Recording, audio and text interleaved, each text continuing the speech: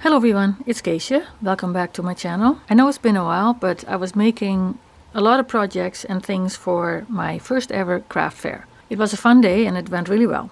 Today I'm going to show you how you can dye fabric with diluted acrylic paint.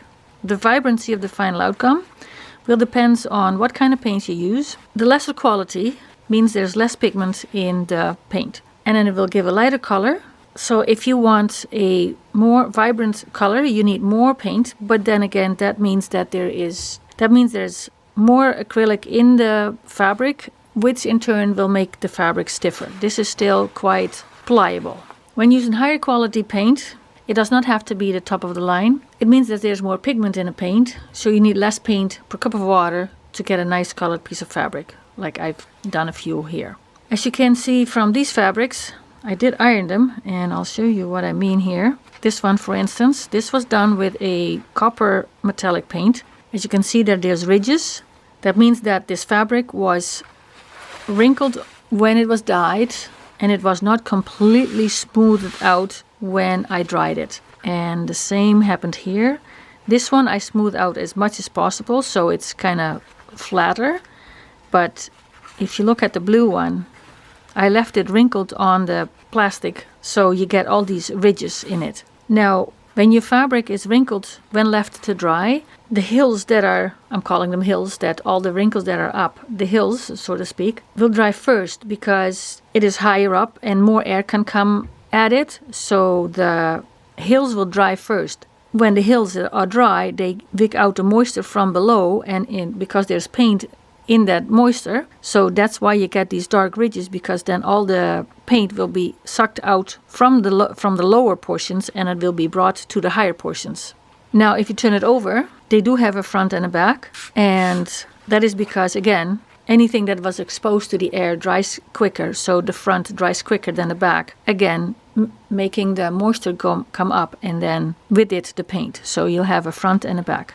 So to give you a rundown of the paints I used and the fabrics. This is a 50-50 cotton polyester, and if you dye fabric with fabric dye, it would matter. Then you would have to buy specifically dye that is meant for either cotton or polyester.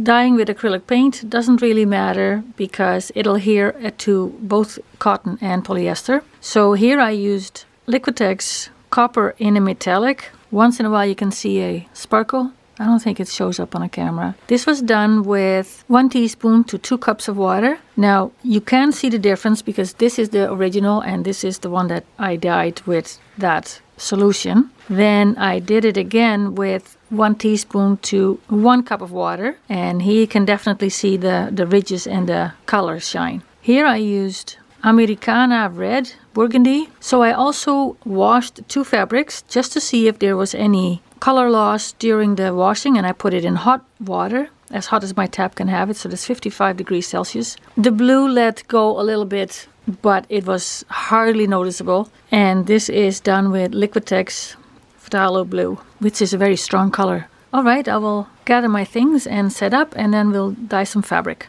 So I have here a 4-liter bucket, 1 cup of water, my paint, this is Liquitex Light Olive Green. I have 1 teaspoon measurement, and I have a whisk. So this is a little bit messy.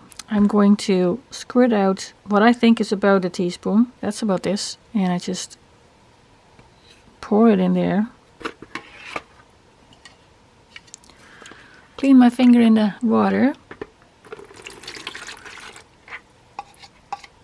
Clean my spoon as best as I can. So of course you can use gloves if you don't like to get your hands all dirty. I don't care. Okay, I'm gonna wash my hands for a bit. That was quick, right? Now with the whisk, I'm going to vigorously whisk this paint into the water.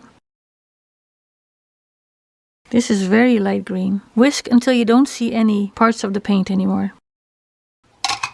Okay, all whisked. Here I have that fabric again. This is from an old sheet. This is 100% cotton. It doesn't really matter if it's cotton or polyester. So I'll whisk it around in here for a little bit. Then I make sure that everything has been wetted.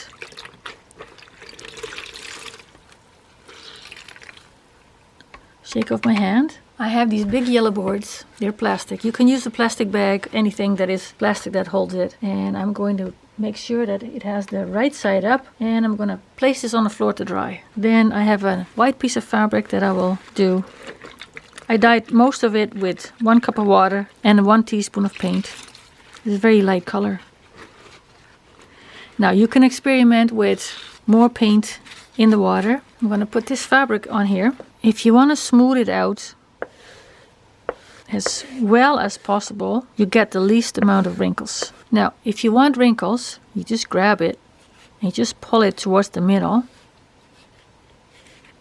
So everything what is up here, all the wrinkles that you see up, those will become darker. I find fabric with texture is a bit more interesting than just flat fabric. There, I'm gonna let this dry and we'll see how this turned out. There's enough dye in here that I can do a few more fabrics. And if I think I'm done with this and I don't want to throw it away yet, I'll just put it in a yogurt container with a lid on it. I write on the lid what is in here, and then I might do this later. Now, if you want to dye a bigger batch, of course you just multiply everything, grab a bigger container so that it all fits in there. With this solution, the fabric will still stay soft enough that it is pliable. If you use too much paint per cup of water, the fabric might become stiffer and not nice to handle. So these two fabrics we dyed during the video, and I really like the textured effect it gets when you wrinkle the fabric. When we dilute paint, I can see how some of the colors that this paint is made up of might separate, and the one might be more dominant than the other because this is a lot yellower than what's the color that's on the tube. Now also what can be a factor is that if you can see here, this little square is half filled with black and half is left empty. That means it's semi-transparent, so it's not totally opaque. So that might be a factor as well.